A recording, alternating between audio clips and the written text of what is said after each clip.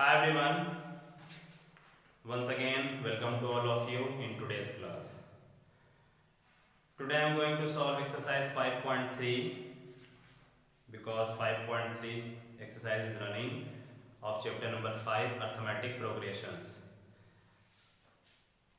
In this exercise from question number 1 to I hope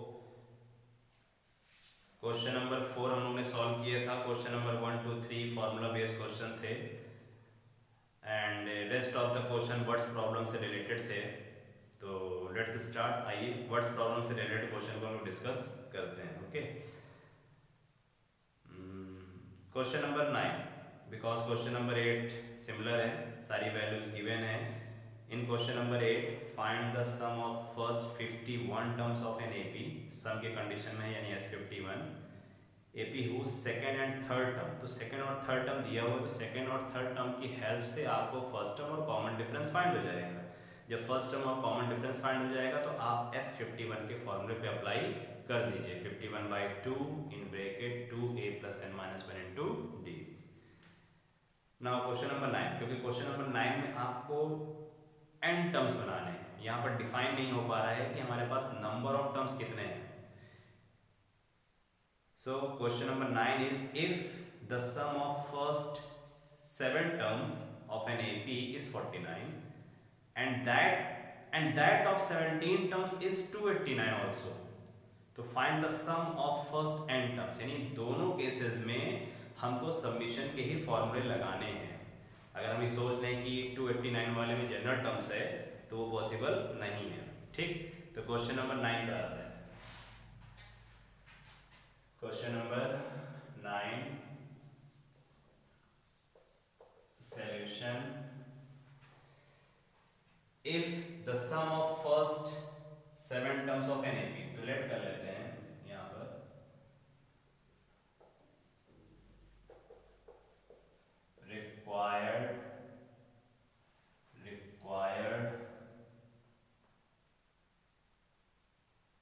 required AP in first term and common difference are A and D. ठीक, क्योंकि mainly हमको first term और common difference की ही जरूरत पड़ती है. ठीक है, हम उसी चीज को सपोज कर लेते हैं. If the sum of first n terms, so here given is given values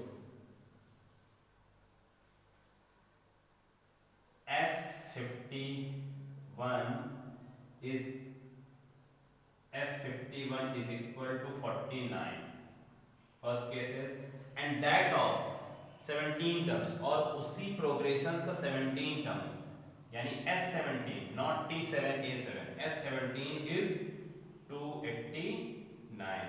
find the sum of the first n terms.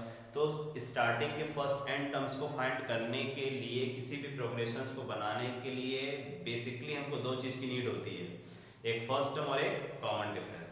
तो हमारे पास जब दो कंडीशंस मिल रही है 49 एंड 289 की, तो हम दो कंडीशंस को फाइंड आउट कर सकते हैं ना. तो simply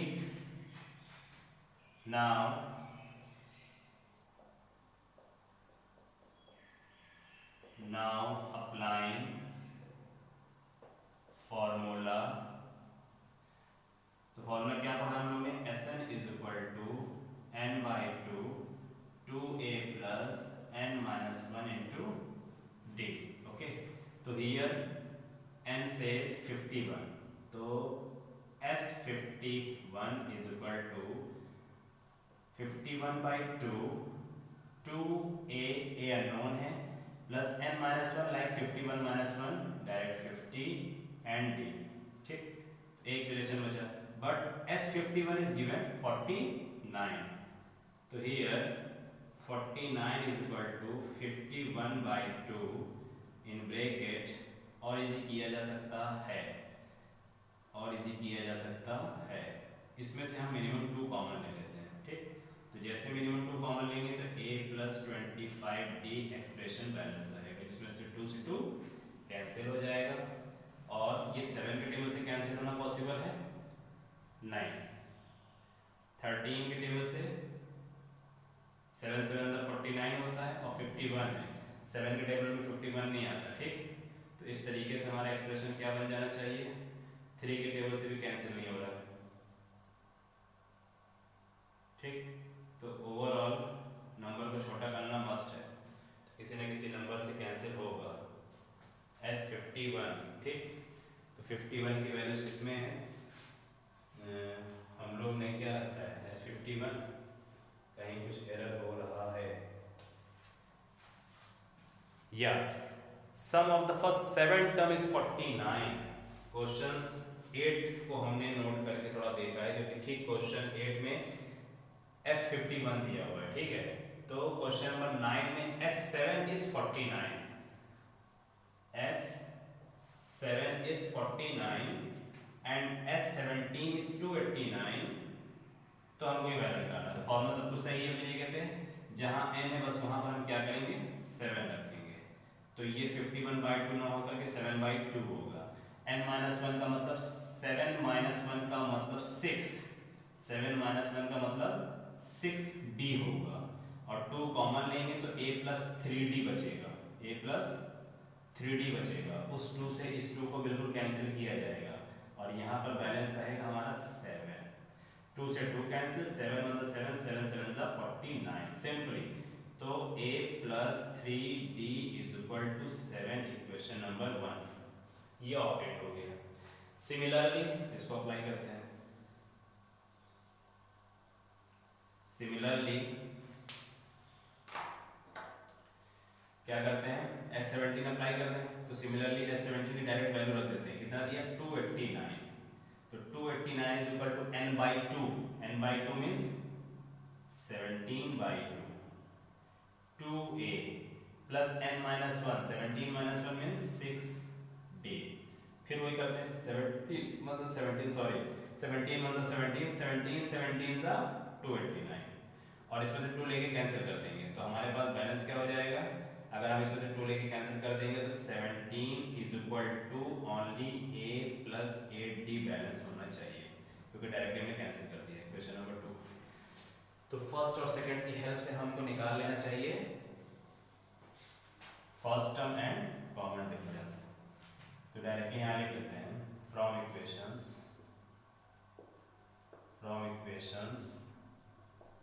number first and second.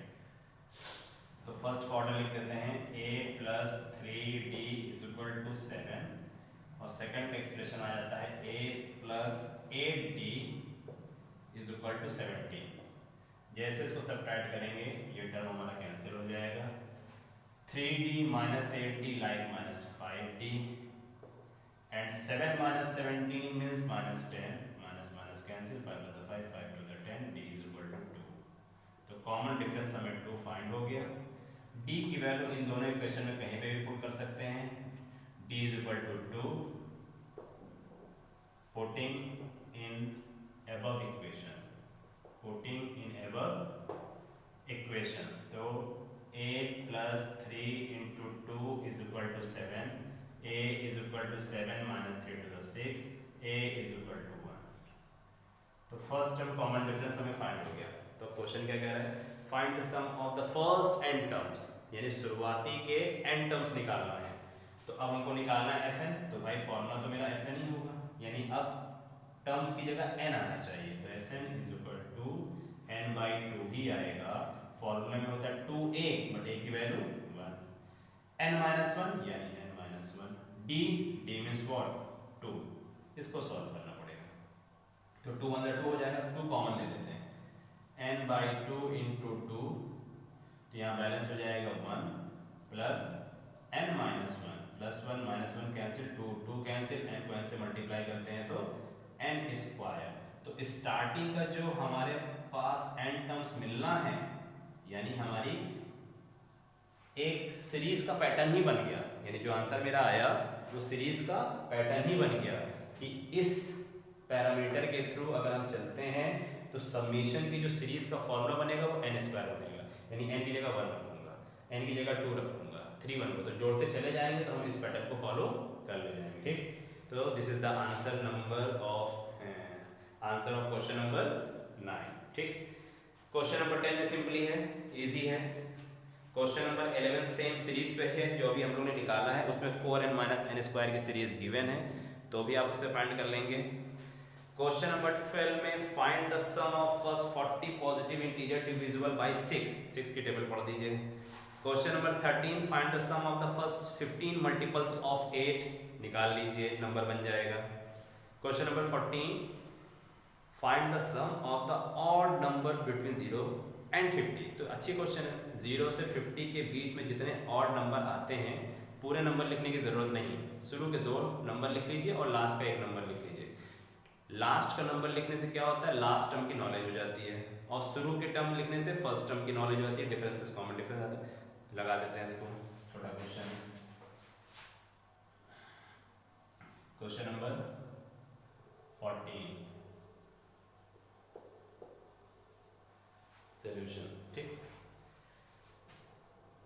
Find the sum of odd numbers between, तो हम यहां लिख लेते हैं odd numbers between, odd numbers between 0 and 50। 0 और 50 के बीच का हमको ऑड नंबर्स लिखना है। ठीक है, तो 0 और 50 के बीच में इंक्लूड करने की कोई बात ही नहीं आती, 0 और 50 के बीच में लिखना है। तो 0 को छोड़ने के बाद पहला ऑड नंबर क्या मिलेगा, 1, फिर क्या मिलेगा 3, फिर क्या मिलेगा 5, फिर 7 एंड सो ऑन। पहुंचिए 50 के पास, 50 आपके लिए ऑड नहीं है, इवन है, रिवर्स होइए 49, 48 कंसीडर नहीं होगा, क्यों, 48 इज इवन नंबर, एक सीरीज बन गई आपकी। इसका सम निकालना है, तो ये हमारे लिए क्या होगा, फर्स्ट टर्म, ये क्या होगा लास्ट टर्म, और कॉमन डिफरेंस क्या होता है 3 माइनस 1 इज इक्वल टू 2, लगा दीजिए फॉर्मूला। लेकिन हमको सम निकालना है, तो सम निकालने के लिए हमें a एंड d की जरूरत होनी चाहिए। मेरे पास a और d गिवन है बट n गिवन नहीं है, तो नंबर ऑफ टर्म्स पहले फाइंड करना होगा। तो हमको नंबर ऑफ टर्म्स फाइंड करने के लिए कौन हेल्प कर रहा है, लास्ट टर्म। तो हम यहाँ पर करेंगे फ्रॉम, किससे, from l is equal to a plus n minus 1 into D को अप्लाई कर देते हैं, तो जिससे क्या हो जाएगा, l बोले तो 49, a 1, नंबर ऑफ टर्म्स हमको ये कैलकुलेट करना था, common difference 2, 49 minus 1 is equal to n minus 1 into 2, 49 minus 1 मतलब 48, इस 2 को नीचे लाएंगे और n माइनस 1, तो ये हो जाएगा 24 is equal to n minus 1, इधर लाएंगे तो n की वैल्यू आएगी 25। यानी इस सिस्टम के तहत जो सीरीज बन रही है उसमें नंबर ऑफ टर्म्स कितने आएंगे, 25। जाहिर सी बात है 25 आने चाहिए, क्यों, क्योंकि जब आप 0 से 50 के बीच के नंबर को पढ़ोगे तो हर एक नंबर ऑड इवन होता है, तो 25 नंबर चला गया ऑड में, 25 नंबर चला गया इवन में, तो ऑड और इवन को मिलाकर टोटल नंबर ऑफ आइटम्स कितने हुए, 50 हो गए। ठीक है ना, अब इसमें समेशन अप्लाई कर देते हैं। Now Sn is equal to n by 2 2a plus n minus 1 into d, तो n बोले तो 25, s 25th is equal to 25th by 2 2a 1 plus 25th minus 1 means 24 and d 2। इसको सॉल्व करके answer दिया जाए। 25 by 2 नोटेड, इजी है, 2 1 2 और यहाँ 2, फिर से 2 कॉमन ले लेते हैं। जैसे 2 कॉमन लेंगे तो यहाँ पर आ जाना चाहिए 1, यहाँ पर आ जाना चाहिए 24, 2 से 2 cancel, 24 plus 1 25, 25 into 25 625, 625। This is the answer of question number 14। ठीक है, तो रेस्ट ऑफ द क्वेश्चन इसी तरह से करेंगे। वर्ड्स प्रॉब्लम में बहुत से ऐसे क्वेश्चंस हैं जिनको आप पढ़ेंगे और उसकी अर्थमेटिक प्रोग्रेशन की सीरीज को बनाने की कोशिश करेंगे। इसमें हेल्प किया जाए, जैसे क्वेश्चन नंबर 19 दिया हुआ है, 200 logs are stacked in the following manner, 20 logs in the bottom row given है, 19 in the next row, 18 in the row next to it, and so on. In how many rows are the 200 logs placed? 200 logs placed, and how many logs are in the top now row? तो अच्छा question है। जाहिर सी बात है कि जब आप पूरी तरीके से जो लॉग्स हैं उस लॉग्स को अगर आप इस तरीके से हॉरिजॉन्टल पे रखते चले जाएंगे और एक एक कम करते चलते जाएंगे तो ये एक तरह से ट्रायंगल शेप हो जाएगा। यानी नीचे अगर 100 लॉग्स हैं तो फिर 99 आएगा, फिर 98 आएगा, धीरे धीरे करते करते टॉप 1 पे आ जाएगा। तो जो पैटर्न जो सीरीज जा रही है वो एपी की जा रही है। तो एपी में देखा जाए तो सीरीज का सीक्वेंस क्या दिया, कह रहा है ना सबसे बॉटम पे 20 लॉग्स हैं, तो 20, 19, 18, 17 dash dash dash and so on. तो कहाँ तक जा रहा है, अप टू n तक जा रहा है, उसी n को हमको फाइंड करना है। तो फर्स्ट टर्म की नॉलेज हो गई, कॉमन डिफरेंस की नॉलेज हो गई, लेकिन सबमिशन में निकालना है तो हमको SN अप्लाई करना पड़ेगा। ठीक है, तो इस क्वेश्चन में भी हम आपकी कंडीशंस जनरेट करते हैं और कंडीशन जनरेट करने के बाद ही आप इसको खुद कैलकुलेट करेंगे। ठीक है, क्वेश्चन नंबर 19 अच्छा क्वेश्चन है, आई होप साफ साफ दिख रहा होगा। तो अकॉर्डिंग टू क्वेश्चन जो नंबर ऑफ लॉग्स दिए हैं वो आपकी जो सेटअप है वो किसमें है, लॉग्स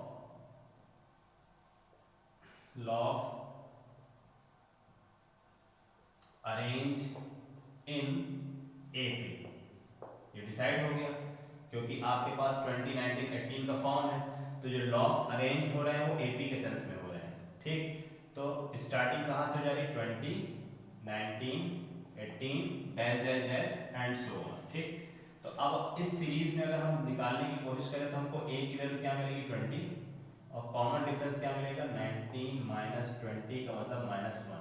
सिर्फ ए और डी हमको फाइंड आउट हो पा रहा है, बट हमको टोटल नंबर ऑफ टर्म्स निकालना है। लेकिन टोटल नंबर ऑफ टर्म्स कितने दिए हैं, 200 लॉग्स तो दिए हैं ना, यानी जो नंबर ऑफ लॉग की संख्या है वो 200 है।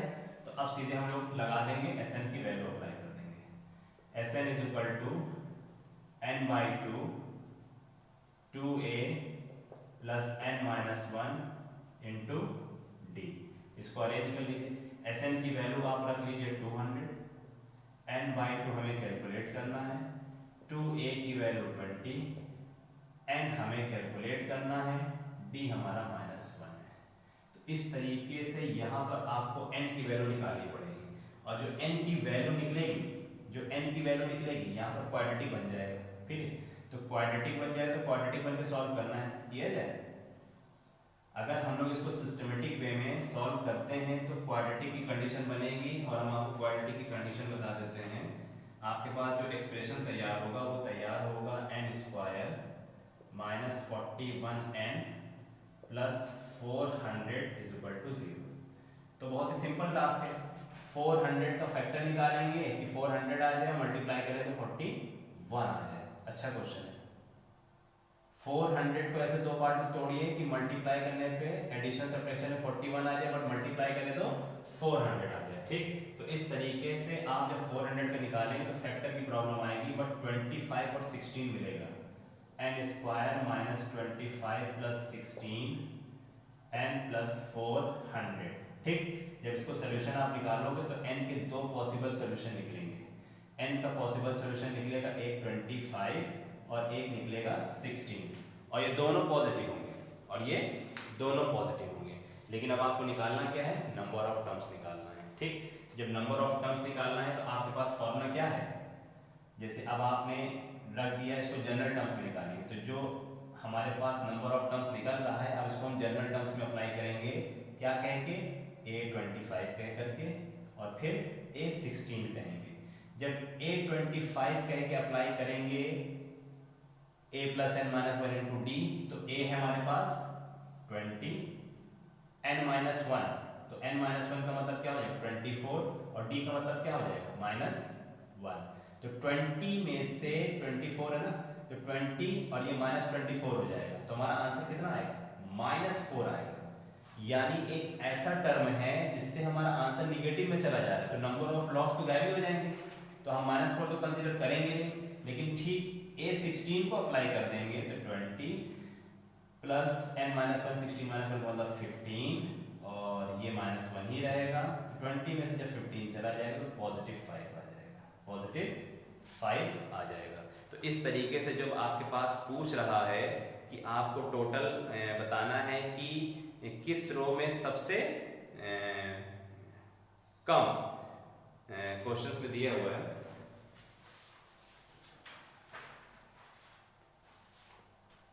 देयर आर इसमें in how many rows are 200 logs placed and how many logs are placed in the top rows। तो सबसे पहली बात तो टॉप रोज हम लोग तैयार कर रहे हैं, तो टॉप रोज हमारी दो तरीके की बनी, एक 25 और एक 16। अगर हम 25 रोज पे पहुंचते हैं तो हमारा जो नंबर ऑफ लॉग्स आ रहा है वो नेगेटिव चला जा रहा है, यानी 200 को छोड़ करके हम नेगेटिव में चले जा रहे हैं, तो वो कंसिडर नहीं होगा, उससे पहले आएंगे। तो जब बॉटम से हम ऊपर चढ़ना स्टार्ट करेंगे तो 16th पोजीशन यानी 16th हॉरिजॉन्टल पोजीशन पे हमारे पास सबसे कम नंबर ऑफ लॉग्स आ रहे हैं 5, सबसे कम नंबर ऑफ लॉग्स आ रहे हैं 5, यानी कम की बात नहीं, यहाँ पर टॉप लॉग्स पूछ रहा है। तो अगर हम लोग बॉटम से अपवर्ड डायरेक्शन की तरफ बढ़ रहे हैं 20, 19, 18, 17, 16, 15 एक्सेट्रा एक्सेट्रा, तो जैसे हम लोग अपनी 16th पोजीशन पे पहुंचेंगे वहां पर नंबर ऑफ ब्लॉक्स की जो गिनती आ रही है वो 5 आ रही है, ठीक। तो इस तरीके से फाइनली अपना आंसर दे सकते हैं 200 blocks can be placed in 16 रोज, यानी 200 ब्लॉक्स को हम 16 रोज में सेटअप कर सकते हैं, and the number of blocks in the 16 at the top most कितने 5 आ सकते हैं। एग्री। तो इस तरीके से यहाँ पर वर्ड्स प्रॉब्लम के कुछ क्वेश्चंस रहेंगे, जिसका एक आपका ये फैक्टराइजेशन पार्ट होता है, क्योंकि 400 को ब्रेक करके 25, 16 निकालने में प्रॉब्लम नहीं होनी चाहिए थी। इन केस अगर ऐसी प्रॉब्लम होती है तो आप क्वाड्रेटिक इक्वेशंस की हेल्प से भी क्वेश्चन को सॉल्व कर सकते हैं, अगर आप फैक्टराइज नहीं कर पा रहे हैं तो। ओके चिल्ड्रन, तो ये 5.3 के वर्ड्स प्रॉब्लम, सबमिशन और अपने जनरल टर्म से रिलेटेड क्वेश्चन रहे। रेस्ट ऑफ द क्वेश्चंस कल की वीडियो में डिस्कस करते हैं, और अगली वीडियो में हम आपके क्वेश्चंस पेपर का फॉर्मेट और मार्क्स डिस्ट्रीब्यूशन को लेकर के डिस्कस करेंगे। ओके चिल्ड्रन, तब तक के लिए thank you so much. Second thing, internal assessment की भी तैयारी करनी है, जो हम लोग नेक्स्ट वीडियो में आपके साथ डिस्कस करते हैं। Okay, thank you so much.